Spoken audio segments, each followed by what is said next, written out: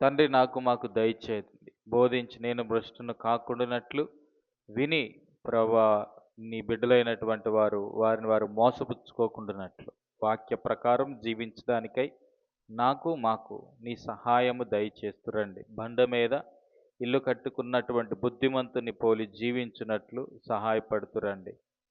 ఈ రీతిగా ప్రభా సంఘమంతటి జ్ఞాపం చేసుకొని రావాల్సిన ప్రియులను త్వరితపెట్టి కొద్దిమందిగానైనా ప్రభా నీ సన్నిధానంలో భారముతో ప్రార్థించినట్లు ప్రభా వాగ్దానములు ఎత్తిపట్టి నీ సన్నిధానంలో మొరపెట్టినట్లు మీ కృప మాకు అనుగ్రహించమని యేసునామంలో ప్రార్థించి అడిగి వేడుకుంటున్నాము తండ్రి. ఆమేన్. పరిశుద్ధ గ్రంథము నుండి సామెతలు 2వ అధ్యాయం. సామెతలు 2వ అధ్యాయము 11వ వచనం. సామెతల గ్రంథం 2వ అధ్యాయము 11వ వచనం. బుద్ధి నిన్ను కాపాడును, వివేచన నీకు కావలి కాయును. బుద్ధి నిన్ను కాపాడును, వివేచన నీకు కావలి కాయును అనేటువంటి ఈ మాటను ఆధారం చేసుకొని గడిచినటువంటి మరి వారాలుగా మనం మాట్లాడుకుంటా ఉన్నాం. బుద్ధి మనల్ని కాపాడిద్ది, వివేచన మనకు కావలి కాయును అనేటువంటి విషయాన్ని జ్ఞాపకం చేసుకుంటా వస్తున్నాం. Discretion will preserve you, understanding will keep you. So ఇది చాలా ప్రాముఖ్యం. బుద్ధి మనల్ని కాపాడిద్ది, వివేచన మనకు కావలి కాయును. డిస్క్రిషన్ అంటాడు. రెండోది వచ్చేసరికి అండర్స్టాండింగ్ అని అంటాడు. వివేచన, అండర్స్టాండింగ్ అని అంటాడు. సరే, ఇక్కడ కొన్ని విషయాలు మనం చూసినట్లయితే బుద్ధి, వివేచన ఈ రెండు ప్రతి ఒక్కడికి చాలా అవసరం. ఒకప్పుడు బుద్ధి లేని వారి వలె మనం అటు ఇటు తిరుగులాడుతూ వచ్చినటువంటి వారం. లోక సంబంధమైన బుద్ధి ఒకటి ఉంటుంది, తత్వ జ్ఞానము కలిగినటువంటి బుద్ధి ఒకటి ఉంటుంది. అయితే దైవికమైనటువంటి బుద్ధి గురించి మనం మాట్లాడుకుంటున్నాం. దైవికమైనటువంటి వివేచన గురించి మనము ఆలోచన చేస్తున్నాం. దైవికమైన బుద్ధి, దైవికమైనటువంటి వివేచన మనకు చాలా అవసరమై ఉన్నది. ఇది మనం గ్రహించాలి. సరే, ఎందుకు బుద్ధి, ఎందుకు వివేచన మనకు అవసరము అంటే, బుద్ధి వివేచన మనిషికి లోపించినప్పుడు మనుషుడు తను తీసుకునేటువంటి నిర్ణయాలు అవి చాలా తప్పుదారి పట్టించేవిగా ఉంటాయి. బుద్ధి లేని నిర్ణయాలు తీసుకున్నారు అని మనం అంటాం కొన్నిసార్లు. లేదా మనం తీసుకున్నటువంటి నిర్ణయాలనే బుద్ధి లేకుండా నిర్ణయాలు తీసుకున్నామని చెప్పుకొనుట కూడా మనము చూస్తూ ఉంటాం. సో బుద్ధి, వివేచన అనేటువంటిది చాలా అవసరమై ఉన్నది. దాని కొరకు ప్రభు పాదాలు పట్టుకోవడము చాలా గొప్ప కార్యముగా మనం ఎంచవచ్చును. ఎందుకంటే అది ప్రభు దగ్గరే దొరికిద్ది. సరే, ఇక్కడ మనం ఆలోచన చేసినట్లయితే మనిషి ప్రతిరోజు చాలా నిర్ణయాలు తీసుకుంటాడు. ఉదయం లేచింది పడుకునేంత వరకు కూడా మనిషి యొక్క జీవితము పూర్తిగా నిర్ణయాల మీద ఆధారపడి ఉంటుంది. మనిషి మెలుకున్న తర్వాత తను తీసుకునేటువంటి ప్రతి నిర్ణయమును బట్టి తన భవిష్యత్తు నిర్ధారించవచ్చు. సగటు ఒక మనిషి ప్రతిరోజు 35,000 నిర్ణయాలు తీసుకుంటాడని చాలామంది రీసెర్చర్స్ చెప్తారు. ఈ 35,000 నిర్ణయాలలో ఎన్ని నిర్ణయాలు తప్పుగా తీసుకుంటున్నామో, ఎన్ని నిర్ణయాలు సరైనవిగా తీసుకుంటున్నామో, దైవికమైనటువంటి రీతిలో మనం నిర్ణయాలు తీసుకుంటున్నామా, శరీర సంబంధమైనటువంటి రీతిలో మనం నిర్ణయాలు తీసుకుంటున్నామా? మన నిర్ణయాలే మన భవిష్యత్తును నిర్ధారిస్తాయి. అందుకే ఇక్కడ బుద్ధి కావాలి, వివేచన కావాలి. బుద్ధి, వివేచన లోపించిన నాడు మనం తీసుకునేటువంటి నిర్ణయాలు పూర్తిగా మనల్ని వైఫల్యంలోకి నెట్టివేస్తాయి. అదే ఇక్కడ మనం చూస్తున్నాం. ఒకరోజు 35,000 నిర్ణయాలు ఒక సగటు మనిషి తీసుకోవాల్సి వస్తే యవన ప్రాయంలో ఉన్నటువంటి వాడు. మనం తీసుకునేటువంటి నిర్ణయాలు ఎన్ని అవి ఆత్మానుసారంగా ఉన్నాయి, ఎన్ని శరీరానుసారంగా ఉన్నాయి. కొన్ని నిర్ణయాలు అయితే ప్రభు దగ్గరికి కూడా రాము. నేను అంటాను, ఎప్పుడో ఒకసారి ప్రభు దగ్గరకు వస్తున్నామేమో నిర్ణయం తీసుకోవడానికి. ప్రతి నిమిషము ఆగి ఆగి ప్రభు దగ్గర నిర్ణయం తీసుకొని ముందుకు కొనసాగినట్లయితే, ఇదిగో మనం వెళ్తున్నటువంటి మార్గములో మనం కాపాడబడతాం. వివేచన మనకు కాపాడిద్ది, లేదా కావలి కాయును అనే మాట కూడా మనము ఉన్నాం. నిజమే, మనం చూసినట్లయితే చాలామంది జీవితాల్లో వాళ్ళు తీసుకున్నటువంటి నిర్ణయాలు సరిగ్గా లేకపోవడాన్ని బట్టి వాళ్ళ భవిష్యత్తు ఎంత భయంకరంగా మారిందో మనం చెప్పొచ్చు. ఏదైనా వనములో అవ్వ ఆదాములు తీసుకున్న నిర్ణయం దగ్గర మొదలు పెడితే భూమి యుగాంతం వరకు మానవుడు తీసుకున్న ప్రతి నిర్ణయాలు దేవుని యొక్క ఆత్మ నడిపింపు లేకపోతే భయంకరమైన నష్టాలు చవిచూడాల్సి వస్తుంది. ఎంత అనుభవజ్ఞుడైన సేవకుడు అవ్వచ్చు, అతడు సామాన్యమైన విశ్వాసి అవ్వచ్చు, దేవుణ్ణి ఎరిగినే ఎరగకపోయినా ప్రతి ఒక్కడు వారు తీసుకునేటువంటి నిర్ణయాలు అవి ఆత్మానుసారముగా దైవ చిత్తానుసారముగా ఉన్నట్లయితే అది వాళ్లకు మేలు, లేకపోతే అది వారికి చాలా తీరని నష్టమే మిగిలిచ్చింది. మనందరికీ తెలుసు, మోషే భూమి మీద ఉన్న వారందరిలో మిక్కిలి సాత్వికుడిగా సంఖ్యాకాండం 12:3లో మనం చూస్తాం. అదే మిక్కిలి సాత్వికుడైనటువంటి మోషే తన స్వబుద్ధిని ఆధారం చేసుకొని బండతో మాట్లాడమని ప్రభు చెప్తున్నప్పుడు వెళ్ళి బండను కొట్టాడు. తద్వారా తనెంత నష్టాన్ని చవిచూడాల్సి వచ్చిందో మనం చూస్తున్నాం. ప్రజలందరినీ కూడా నడిపించుకొని కానాను దేశంలోకి తీసుకెళ్లవలసినటువంటి వాడు యువతలే ఉండిపోవాల్సి వచ్చింది. ప్రభును బ్రతిమలాడుకున్నాడు కూడా, ఒక్క అడుగు వేసి చచ్చిపోతాను అక్కడ అని ప్రభు ఒప్పలేదు. అక్కడ ఎందుకు మోషే తొందరపడ్డాడు? కారణం ఏంటంటే ఆ నిర్ణయం వెనక స్వబుద్ధి ఆధారం చేసుకున్నాడేమో, సెల్ఫ్ కంట్రోల్, తను తాను నియంత్రించుకోలేకపోయాడేమో. అందుకే బుద్ధి మనల్ని ఏం చేసిద్ది? కాపాడిద్ది. వివేచన మనకు కావలి ఉంటుంది. ఎంతో అనుభవజ్ఞుడైన మోషే సైతము దేవుడిచ్చినటువంటి బుద్ధిని, దేవుడిస్తున్నటువంటి వివేచనని ఆధారం చేసుకోకపోవడాన్ని బట్టి చివరి నిమిషంలో ఎంతో నష్టాన్ని చవిచూడాల్సి వచ్చింది కదా. మరి మన పరిస్థితి ఏంటి? అందుకే ప్రతిరోజు మనం తీసుకునే నిర్ణయాల వెనుక మన బుద్ధి ఉందా, దేవుని యొక్క చిత్తం ఉందా, లేక దేవుని బుద్ధిని ఆధారం చేసుకొని నిర్ణయాలు తీసుకుంటున్నామా?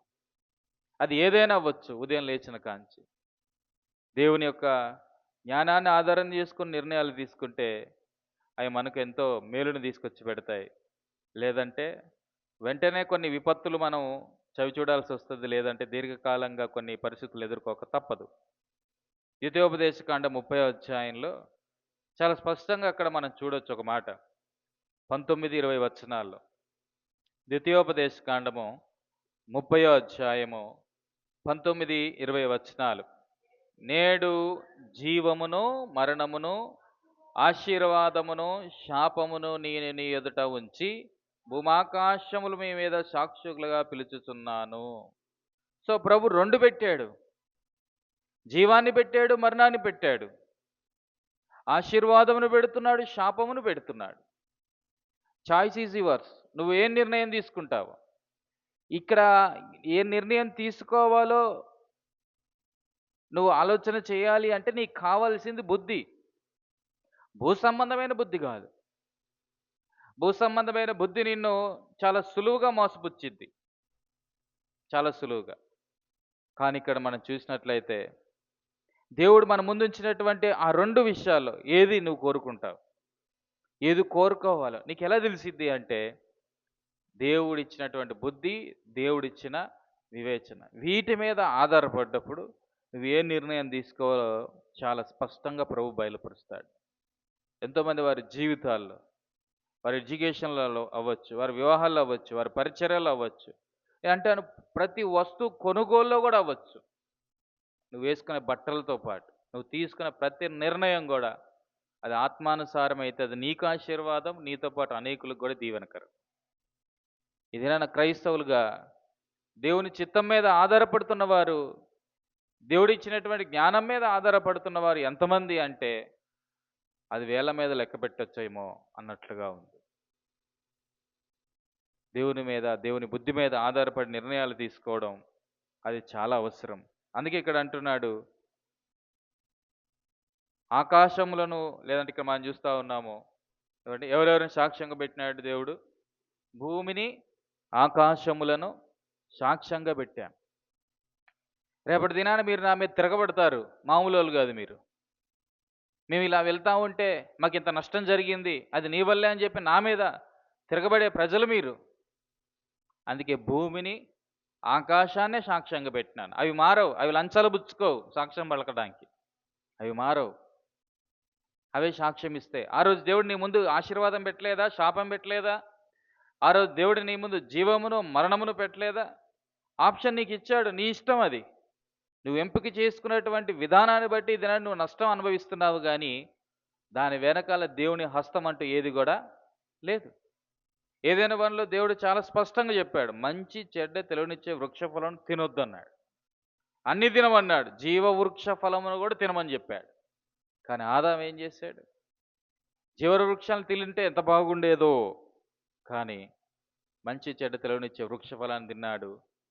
మరణము అప్పటినుంచి మానవుడిని మింగివేయడం, మరణ భయం చేత మానవుడు ఈడవబడ్డం జరుగుతా. అదే మనం చూస్తాం. పాపం లోకంలో ప్రవేశించింది.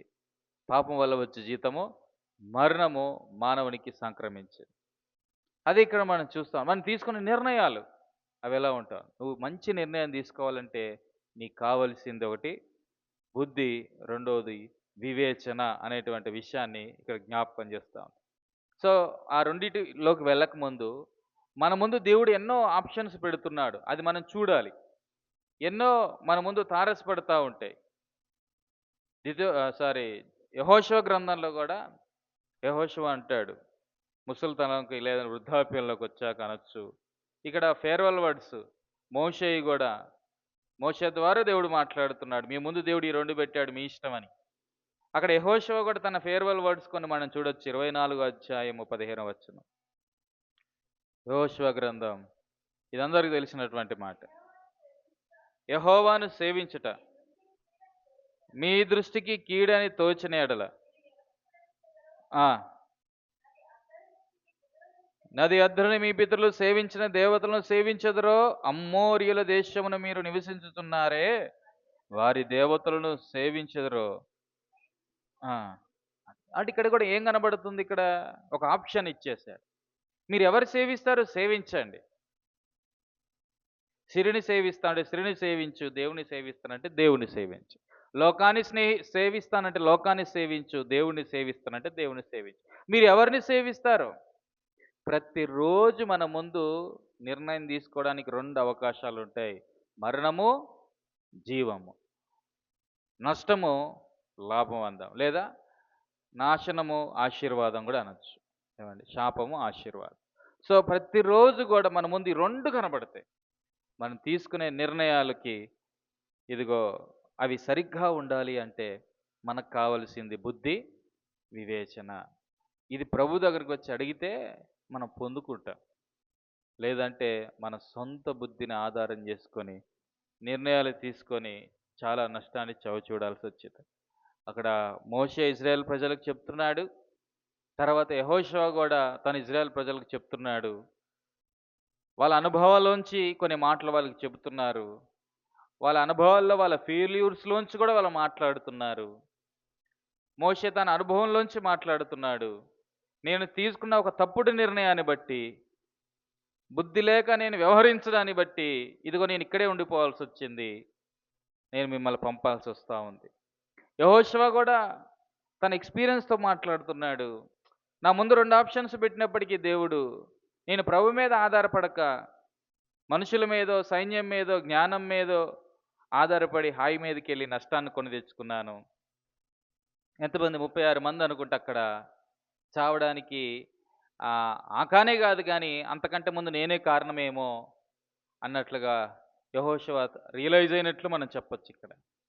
సో, తలంపేంటంటే వాళ్ళ ఎక్స్‌పీరియన్స్‌లోంచి, వాళ్ళ అనుభవాల్లోంచి చెప్తున్నారు. ఇదిగో మేము చేసింది చిన్న చిన్న మిస్టేక్సే.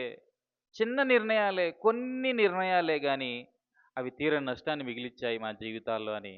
ఇటు మోషే, ఇటు యెహోషువ చెప్తున్నాడు. మీ ఇష్టం మరి మీరెవరిని సేవిస్తారో, ఇదిగో నేను నా ఇంటి వారు మాత్రమే యెహోవాను సేవించెదము అని చెప్తూ ఆహ్, యెహోషువ ఇక్కడ సాక్ష్యం ఇస్తున్నాడు. బుద్ధి నిన్ను కాపాడును, వివేచన నీకు కావలి కాయును. ప్రియమైన సంగమా, నువ్వు తీసుకున్న ప్రతి నిర్ణయం వెనక ఈ వాక్యానుసారమైన అనుభవం ఉన్నట్లయితే నువ్వు దీవించబడతావు. నువ్వు తీసుకున్న ప్రతి నిర్ణయం వెనక, నేను తీసుకున్న ప్రతి నిర్ణయం వెనక ఈ వాక్యపు అనుభవం లేకపోతే మాత్రం ఇప్పుడేం అనిపించకపోవచ్చేమో కానీ మరి కొన్ని దినాలు పోయాక కూర్చొని ఏడవలసిన పరిస్థితులు వస్తాయి. అప్పుడు ఎంత మొత్తుకున్న ఉపయోగం ఉండదు, కోల్పోయిన నష్టము రాదు. దావీదు గురించి మనం మాట్లాడుకుంటూనే ఉన్నాం ఈ మధ్యకాలం. సిగ్లగ్లో అతడు ఎంత నష్టపోయాడో మనకు తెలుసు. అంతకుముందు అతడు తీసుకున్న నిర్ణయాలు తన జీవితాన్ని ఎంతగా ఆధ్యాత్మికంగా నష్టపరిచాయో, తనతో ఉన్న వారిని ఎంత పెద్ద ప్రమాదంలోకి నెట్టివేశాయో మనం చూడొచ్చు. కారణం ఏంటంటే తన ముందు ఉంచబడినటువంటి జీవమును మరణమును ఏ నిర్ణయాలు తీసుకోవాలో అర్థం కాక తప్పుడు నిర్ణయం తీసుకొని ఎంతో నష్టపోయినటువంటి వాడు. ఎంతో అనుభవజ్ఞులు అందరూ కూడా. మరి వాళ్ళ పరిస్థితి అలా ఉంటే మరి నా పరిస్థితి ఏంటి? అంతన ప్రార్థనా పరులే తప్పిపోయేటువంటి అవకాశం అంత ఎక్కువగా ఉన్నప్పుడు తాను నిలుచుచున్నానని తలంచుకున్నవాడు పడిపోకుండా జాగ్రత్త. మరి మరి నీవు నేను ఎంత నిశ్చయతతో ఉండాలి, ఎంత నిరీక్షణతో ఉండాలి, ఎంతగా ప్రభు మీద ఆధారపడుతూ ఉండాలి. కొన్నిసార్లు ఇంకో రకంగా కొంతమంది ఆలోచన వాళ్ళే పడిపోయారు, మేము కూడా పడిపోతామంటారు. అది నీకే నష్టం తప్ప అది ప్రభుకేమీ పెద్ద గాయం అయితే కాదు. నీకే నష్టం. అది నువ్వు తీసుకున్న నిర్ణయాన్ని బట్టి నువ్వే నష్టపోతావు. అందుకే ఇక్కడ మనం చూస్తున్నాం, బుద్ధి నిన్ను కాపాడును, వివేచన నీకు కావలి కాను. రెండు కొన్ని మాటలు మనం చూద్దాం. సామెతలు 18వ అధ్యాయము 21వ వచనం. సామెతలు 18:21.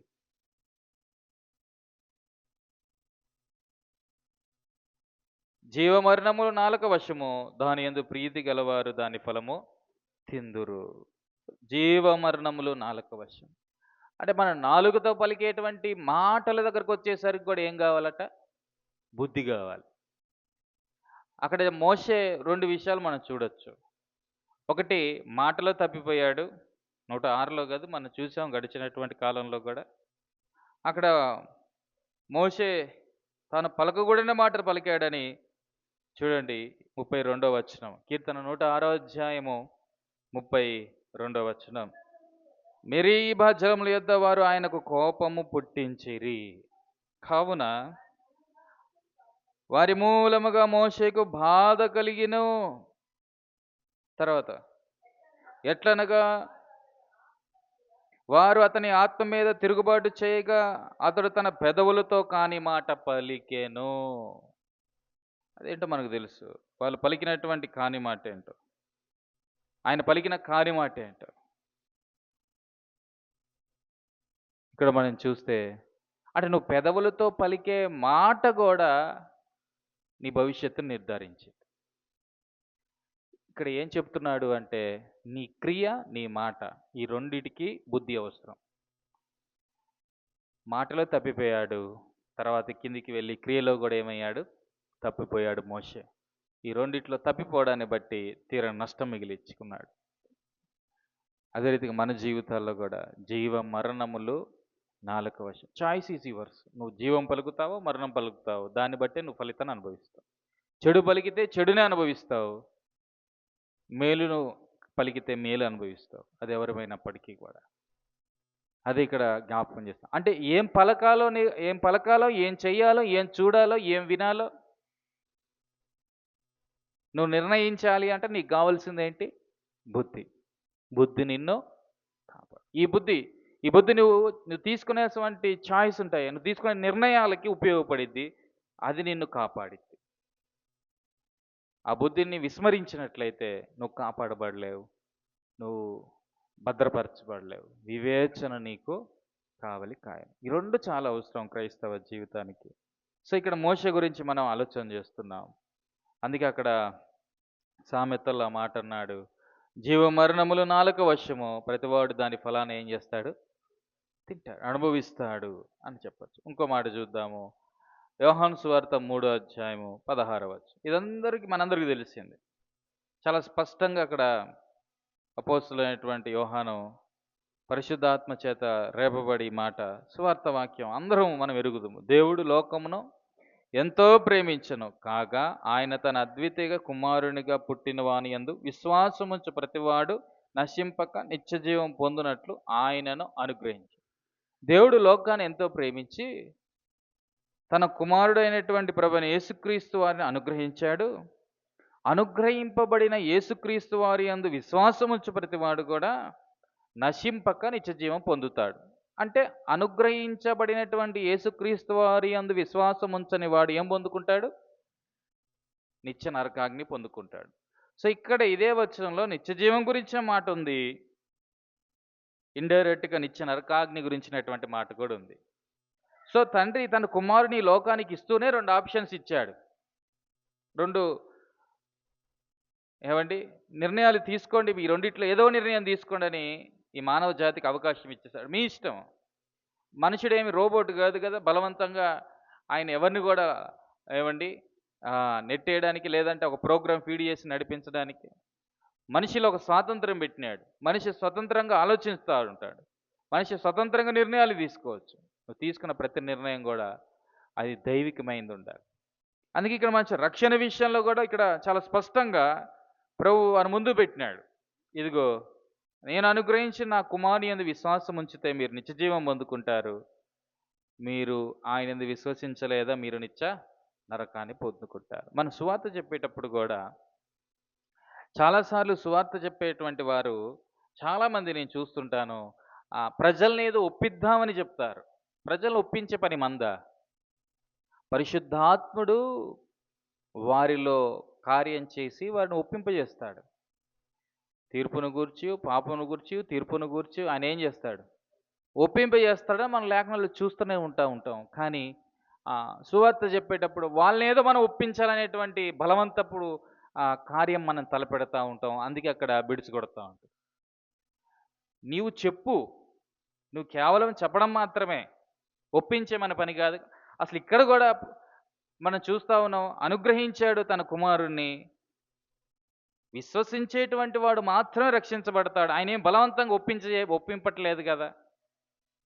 ఒక మనిషి స్వతహాగా దేవుని వాక్యం విన్న తర్వాత విశ్వాసం ఉంచినప్పుడు అతడు విశ్వాసం ఉంచడాన్ని బట్టి పరిశుద్ధాత్ముడు అతనిలో కార్యం ప్రారంభిస్తాడు. పరిశుద్ధాత్ముడు ఎప్పుడైతే కార్యం ప్రారంభిస్తాడో అతడు ఒప్పించబడతాడు. తద్వారా ప్రభు దగ్గర రాగలుగుతాడు, నిత్య జీవాన్ని పొందుకోగలుగుతాడు. ఏదో మనం మైక్ పెట్టుకొని 4 మాటలు చెప్పినంత మాత్రాన వెంటనే మనిషి ఒప్పుకుంటాడు అనుకుంటే అది మూర్ఖత్వం. లేదా నేను ఎలాగైనా ఒప్పిస్తాను అనుకుంటే మాత్రం అది పెద్ద ప్రమాదాన్ని తీసుకొచ్చి పెట్టింది. మనం చెప్పడం మాత్రమే, ఒప్పించేది ప్రభు. అయితే చెప్పేటప్పుడు భారంతో చెప్పాలి, బాధ్యతతో చెప్పాలి. అక్కడ అవసరత ఎలా ఉందో గుర్తిరిగి చెప్పాలి. వాళ్ళ ముందు పెట్టేసి రావాలి అంతే. ఏం పెట్టేసి రావాలి? జీవ, మరణం, ఆశీర్వాదం, శాపం. అది మీ ఇష్టం, మీ చాయిస్. నేను మాత్రం జీవాన్ని కోరుకున్నాను, ఆశీర్వాదాన్ని కోరుకున్నాను. యెహోషువలాగా మరి మీ ఇష్టం అన్నట్లుగా వదిలేయాలి. ఇక్కడ అదే మనం చూస్తాను. ఇంకో మాట కూడా మనం చూడొచ్చు. రోమీయులకు రాసిన పత్రిక 6వ అధ్యాయం. ఇది కూడా సువార్త వాక్యమే. 23.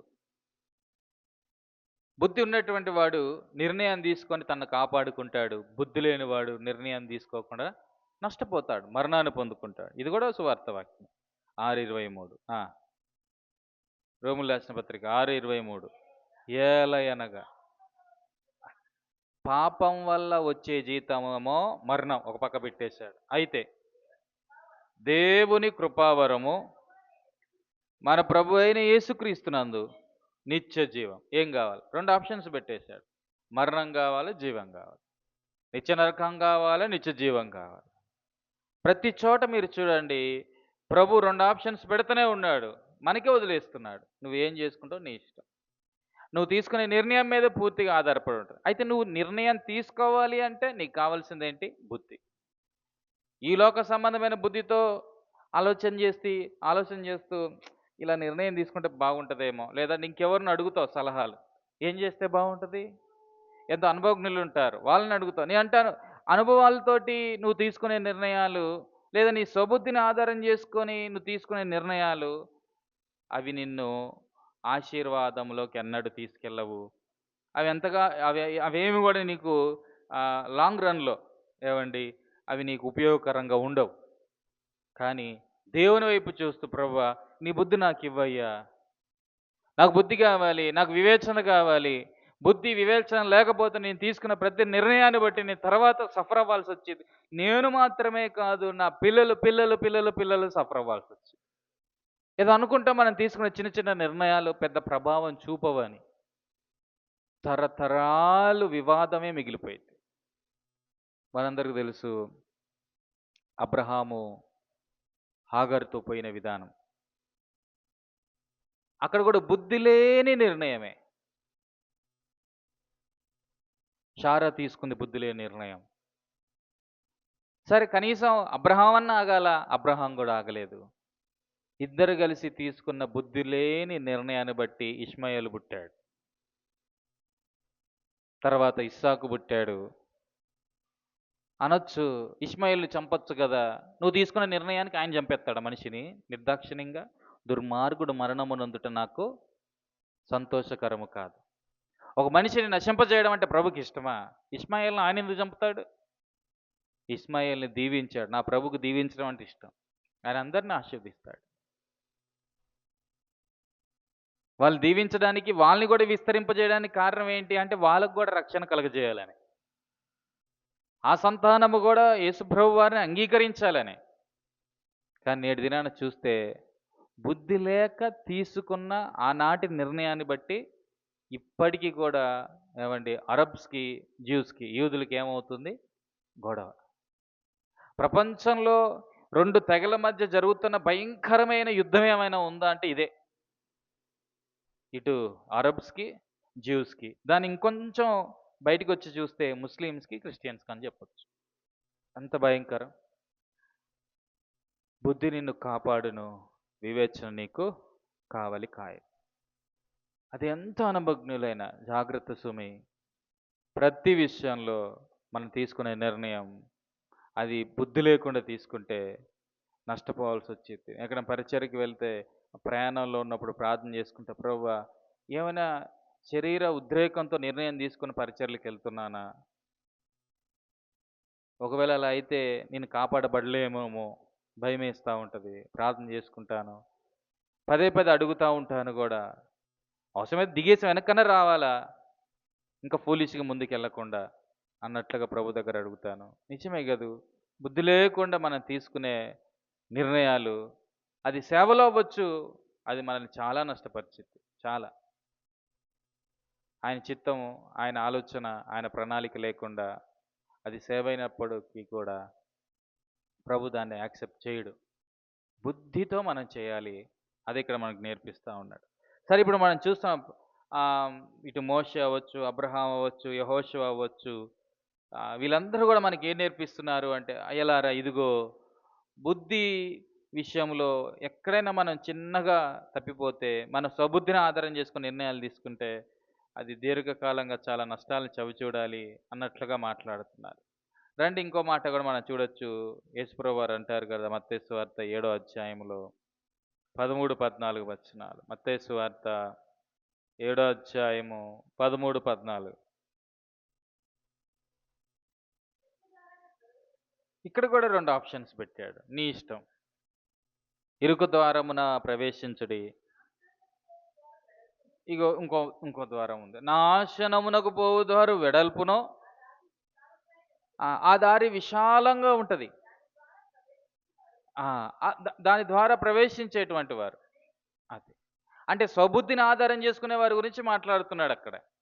ఇరుకు ద్వారం అంటే ఏంటి? దేవుడిచ్చే బుద్ధి, దేవుడి నడిపింపు, దేవుని చిత్తాలు వాటి మీద ఆధారం చేసుకొని జీవించేవారు కొద్దిమంది మాత్రమే. అది వాళ్ళకి ఇరుకు ద్వారంగా కనబడిద్ది. ద్వారమే ఇరుకుగండి. లోపలికెళ్ళిద్దే విశాలమే అంత.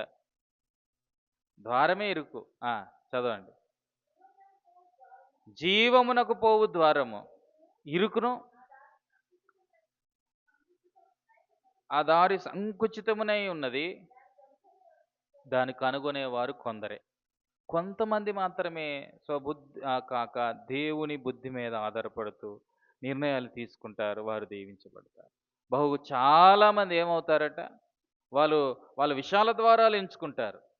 దేవుని మీద ఆధారపడకుండా, దేవుని యొక్క చిత్తమును కనుక్కోకుండా, దేవుని యొక్క ఆలోచనల మీద ఆధారపడకుండా తొందరపాటు నిర్ణయాలు లేదా ఏదో అనుభవంతో వచ్చేటువంటి నిర్ణయాలు, ఆవేశంతో వచ్చేటువంటి నిర్ణయాలు తప్ప, ఆత్మ చేత నిర్ణయించబడి తీసుకునే నిర్ణయాలకు చోటివ్వకపోవడాన్ని బట్టి ఇదిగో వాళ్ళ నష్టాన్ని చవిచూడాల్సి వస్తా. అది ఇక్కడ ప్రభువు చాలా స్పష్టంగా మీ ఇష్టం. ఈ ద్వారం వెళ్తారో, ఈ ద్వారంలో వెళ్తారో మీ ఇష్టం. సో యేసు ప్రభు వారు కూడా ఛాయిస్ ఇస్తున్నాడు. ద్వితీయోపదేశ కాండంలో తండ్రి అయిన దేవుడు ఛాయిస్ ఇచ్చాడు. యెహోషువ గ్రంథంలో యెహోషువ ఛాయిస్ ఇస్తున్నాడు. మీ ఇష్టం. ఇదిగో మీ ఇష్టం ఏమైనా చేస్తారు. నేనైతే ఇలా ఉన్నాను. నేనైతే ఇలా ఉన్నాను. తర్వాత చూడండి ఇంకో మాట కూడా చూడొచ్చు. ఆహ్, ఎక్కడంటే గళితులు రాసిన పత్రిక 6వ అధ్యాయము. గళితులు రాసిన పత్రిక 6వ అధ్యాయము 7 నుంచి 7, 8 వచనాలు.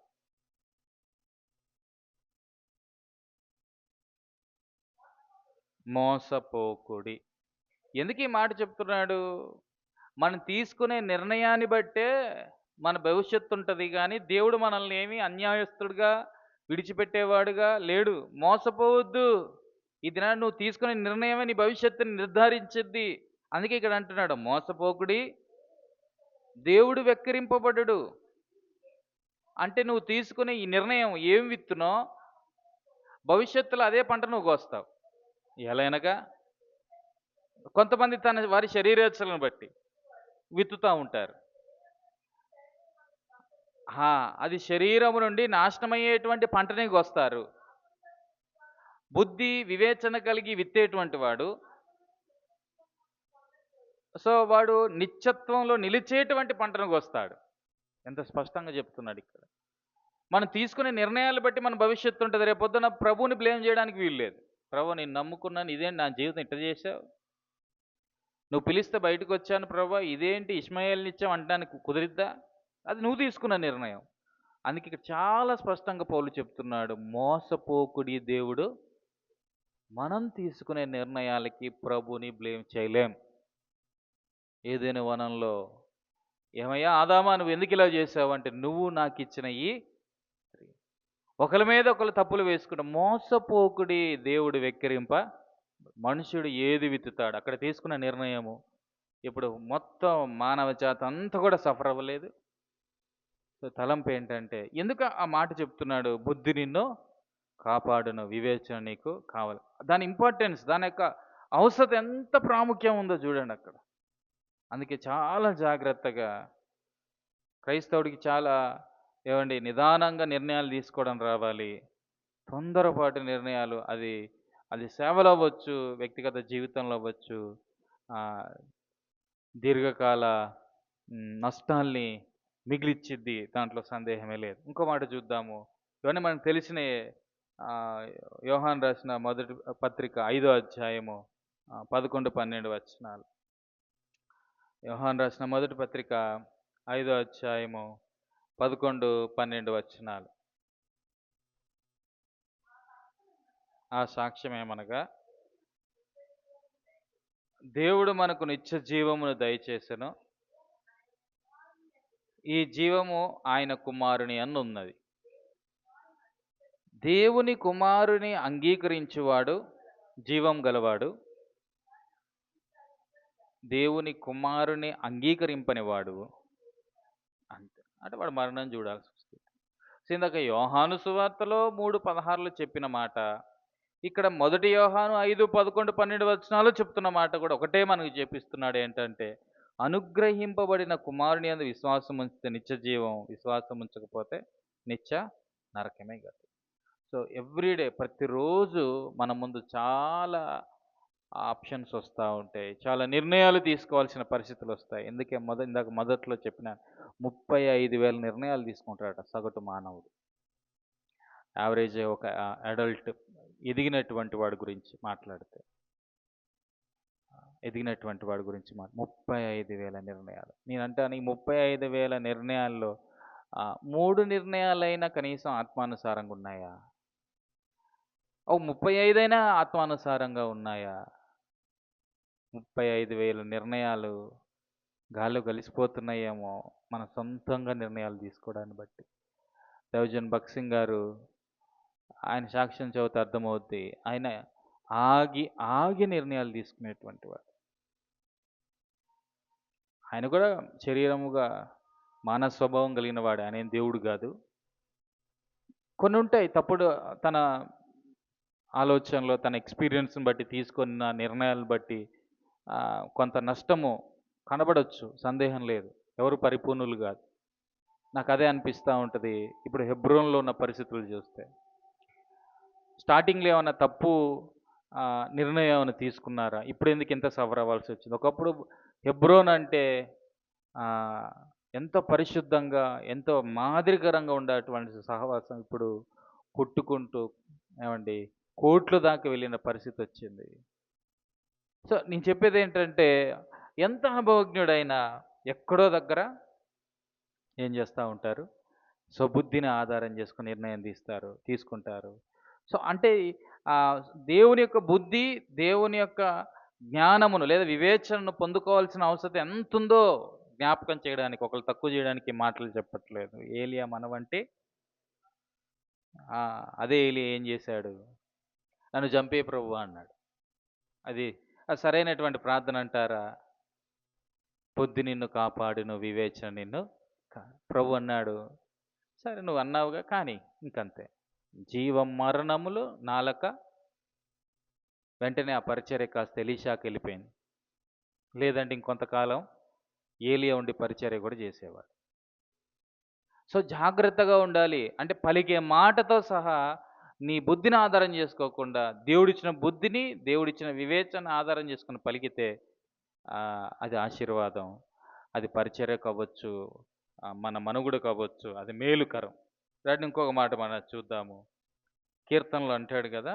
119 అధ్యాయంలో ఇక్కడ కొన్ని మాటలు అంటాడు. 30వ వచనానికి రండి. కీర్తన 119, 30.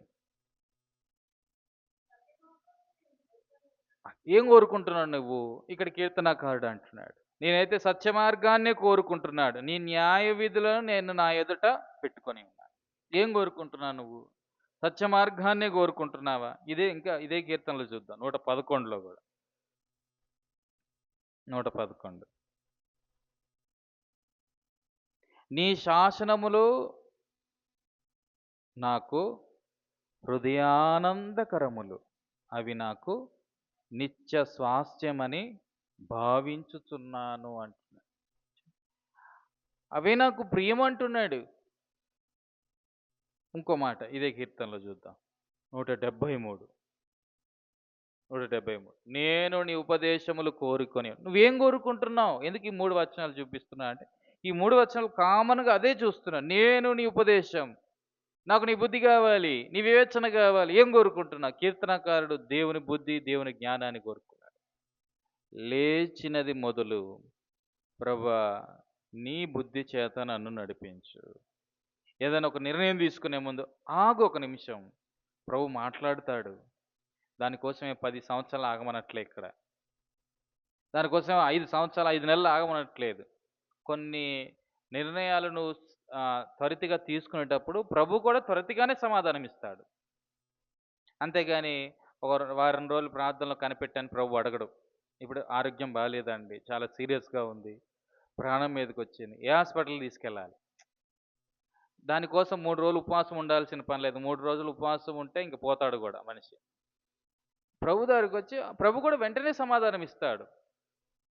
"ప్రభువా ఆ సమయంలో నిన్ను అడిగేంత టైం లేదయ్యా. మళ్ళీ నువ్వు ఆలస్యం చేస్తావని చెప్పి నేనే నిర్ణయం తీసుకున్నానయ్యా" అనడానికి కుదరదాడు. అందుకే మనుష్యుడు ఏది విత్తునో అదే కోస్తాడు. దేవుడు ఎన్నడూ కూడా వెక్కిరింపబడ్డు. సో, నీకంటే ప్రభువుకి ఎక్కువ తెలుసు. సో, షార్ట్ ఏమంటాము ప్రేయర్స్ ఎస్ఎంఎస్‌లంటారు. ఒక 2 మాటలతోటే నెహెమ్యా ప్రార్థనలు మాక్సిమం ఎస్ఎంఎస్ ప్రేయర్సే. కానీ ఎంత పెద్ద పని చేశాడు నెహెమ్యా గోడలు కట్టి. దీర్ఘకాల ప్రార్థనలు వద్దని నేను అనట్లేదు గానీ, మనం కొన్నిసార్లు తొందర నిర్ణయాలు తీసుకునేటప్పుడు ప్రార్థన చేసే సమయం లేదన్న అందుకే నిర్ణయం తీసుకున్నామని చెప్పేసి ఏవో మనకు అనుకూలంగా ఏదో కొన్ని మాటలు మాట్లాడతాము గానీ, ఎంత ఎమర్జెన్సీలోనైనా సింగిల్ వర్డ్ ప్రేయర్స్ గొప్ప మార్పుని తీసుకొస్తాయి. ఏదో చేయాలనుకున్నావు, ప్రభు నీ సహాయం దయచేయి. నీ నడిపింపు నాకిమ్ము. మనసులో కళ్ళు మూసుకొని మోకాలేసి బాడీ పోస్చర్ అంతా కూడా నిజంగా ప్రార్థన భంగిమలో పెట్టి ప్రార్థన చేయమని కాదు. ఉన్న పాటున ఒక్క నిమిషం నీ హృదయంలో ప్రభువా నాకు సహాయం చేయి. నీ బుద్ధి నాకు కావాలా. ఏం తీసుకోవాలో డెసిషన్ నాకు అర్థం కావట్లేదు. నువ్వు సహాయం చేయని ఒక్క నిమిషంలో నువ్వు ఆలోచన చేయగలిగితే, ప్రభు దగ్గర రాగలిగితే, అలాంటి సీరియస్ కండిషన్స్‌లో గూడా ప్రభు మంచి నడిపింపిస్తాడు. చక్కగా గైడ్ చేస్తాడు. ఆహ్, చాలా సార్లు చెప్పిందే ఇది గూడా. క్యాన్సర్ వచ్చినప్పుడు మమ్మీ విషయంలో, మా అమ్మ విషయంలో నేనైతే అదే చేశాను. చాలా బ్లైండ్‌గా డెసిషన్ తీసుకోవచ్చక్కడ. ఏదో డాక్టర్ దగ్గరికెళ్ళొచ్చు. రైల్వే వాళ్ళందరూ ఒక డాక్టర్ దగ్గరికెళ్తున్నారు. నాకప్పుడు ఇంత అనుభవం లేదు గానీ, చిన్న ప్రార్థనే, ప్రభు నాకు సాయం చెయ్యయ్యా. నేను బోర్డ్స్ చదువుతాను. డాక్టర్ల పేర్లు చదువుతాను. నాకు ఒక ఏదైనా పేరు చదివితే నా మనసులో సమాధానం రావాలి. ఇలాగ మనసులో అనుకున్నాను. అక్కడికి వెళ్ళాను. ఆ పేరు చదివినెంబటే సమాధానం వచ్చింది. అక్కడే కూర్చున్నా. ట్రీట్మెంట్ అంతా అయిపోయింది. సో, ఎందుకు ఈ మాట చెప్తున్నా? ఇది చాలా ఎమర్జెన్సీ కేసు. సో, నాకు ప్రార్థన చేయడానికి టైం లేదు అని మనం దాటివేసే దూరంలోకి వెళ్తే మాత్రం అది మనకే నష్టం. ఎంత ఎమర్జెన్సీ విషయమైనప్పటికీ గూడా ఒక్క నిమిషం ఆగి ఎక్స్‌పీరియన్స్ పక్కన బెట్టు. నీ ఎక్స్‌పెక్టేషన్స్ పక్కన బెట్టు. ఆహ్, కేవలం ప్రభు దగ్గరికొచ్చి ప్రభు నాకు సహాయం చేయి. నీ బుద్ధి ఇవ్వవా? ఏ నిర్ణయం తీసుకోవాలో నాకు అర్థం కావట్లేదు అని అడిగితే ఎంత గొప్ప కార్యం చేస్తాడు. అలాగ అడగక నష్టపోయిన పరిస్థితులు కూడా నా జీవితంలో చాలా ఉన్నాయి. అడిగి ఆహ్, వెంటనే సమాధానం పొందుకొని బ్లెస్ అయిన అనుభవాలు కూడా ఎన్నో ఉన్నాయి. సో, ఎంత అనుభవజ్ఞుడైనా తప్పిపోవడానికి అవకాశం ఉంటది. సో, దేవుని వాక్యం చాలా స్పష్టంగా చెప్తా ఉంది. బుద్ధి నిన్ను కాపాడిద్ది, వివేచన నీకు కావలి కాస్తది అంతే. నీ అనుభవాలు, నీ ఆత్మీయ స్థితిగతులు ఇవి కావు. ప్రభు ఇచ్చే బుద్ధి కావాలా, ప్రభు ఇచ్చే జ్ఞానం కావాలా, అది ప్రభు దగ్గర మాత్రమే దొరికిద్ది. అందుకే ఇక్కడ కీర్తనకారుడు అంటున్నాడు, నేను అదే కోరుకుంటున్నాను. నాకు ఆ బుద్ధి ఉంటే చాలు ఇంకేం వద్దంటాడు. ఇంకో మాట రండి. సామెతల్లోనే మొదటి అధ్యాయం 29వ వచనం. సామెతలు 1:29. జ్ఞానము వారికి అసహ్యమాయెను. ఆ! మనుషులు ఎట్ట తయారయ్యారంటే ఇట్ట తయారయ్యారు.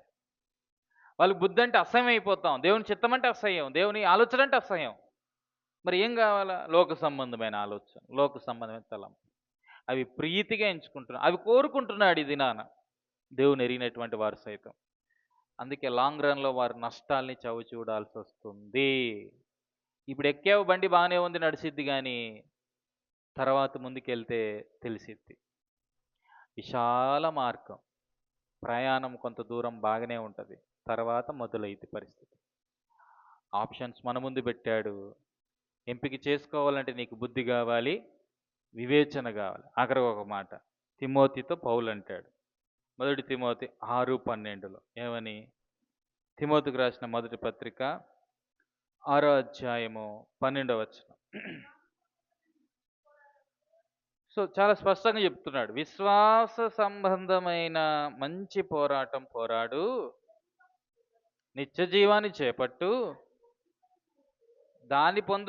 దాని పొందుటకు నీవు పిలువబడి అనేక సాక్షుల ఎదుట మంచి ఒప్పుకోలు ఒప్పుకొంటివి. ఇక్కడ చెప్తున్నాడు తిమోతి, చాలా ఆప్షన్స్ మన ముందొస్తాయి. నా సేవలో ఎన్నో ఆప్షన్స్ నా ముందు ఎదురాడాయి పడతా వచ్చాయి.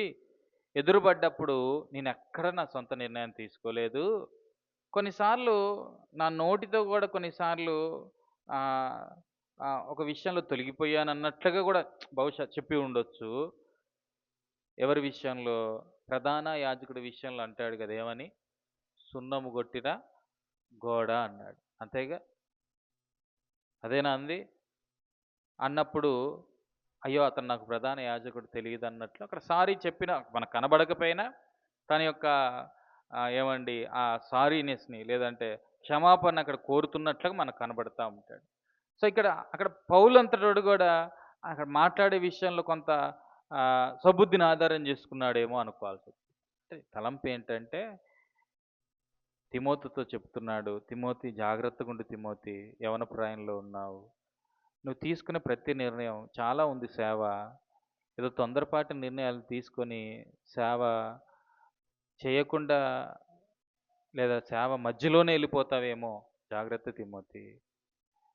ఎప్పుడు ప్రభు దగ్గరికి వెళ్ళినా పని ముగించుకొని వెళ్ళడం చాలా అవసరం. పని మధ్యలో వెళ్ళిపోయామంటే ప్రభువుకి కూడా బాధేసిద్ది.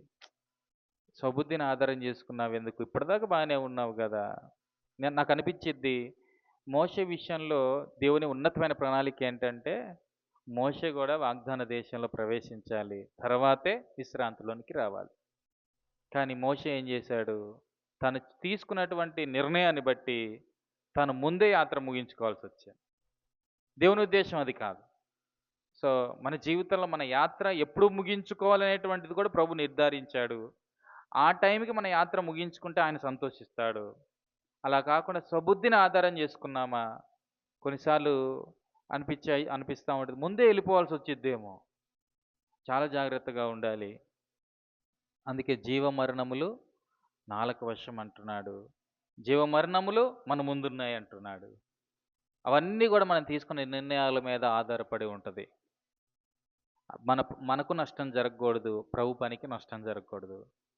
మన పిల్లలకి నష్టం జరగకూడదు. దేవుని పిల్లలు సంఘంలో ఉన్న విశ్వాసులకి నష్టం జరగకూడదు. ఫైనల్‌గా మనం దీవించబడాలి. మనల్ని బట్టి సమాజం ఆశీర్వదించబడాలి.